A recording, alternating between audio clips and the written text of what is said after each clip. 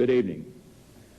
This is the 37th time I have spoken to you from this office, where so many decisions have been made that shape the history of this nation. Each time I have done so to discuss with you some matter that I believe affected the national interest.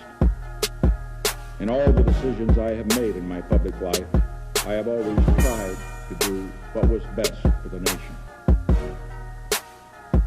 Throughout the long and difficult period of Watergate, I have felt it was my duty to persevere, to make every possible effort to complete the term of office to which you elected me. In the past few days, however, it has become evident to me that I no longer have a strong enough political base in the Congress to justify continuing that effort. As long as there was such a base, I felt strongly that it was necessary to see the constitutional process through to its conclusion, that to do otherwise would be unfaithful to the spirit of that deliberately difficult process and a dangerously destabilizing precedent for the future. But with the disappearance of that base, I now believe that the constitutional purpose has been served, and there is no longer a need for the process to be prolonged. I would have preferred to carry through to the finish, whatever the personal agony it would have involved.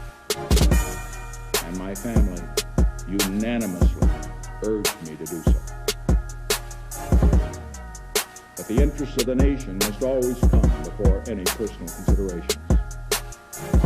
From the discussions I have had with congressional and other leaders, I have concluded that because of the Watergate matter, I might not have the support of a Congress that I would consider necessary to back the very difficult decisions and carry out the duties of this office in the way the interests of the nation will require.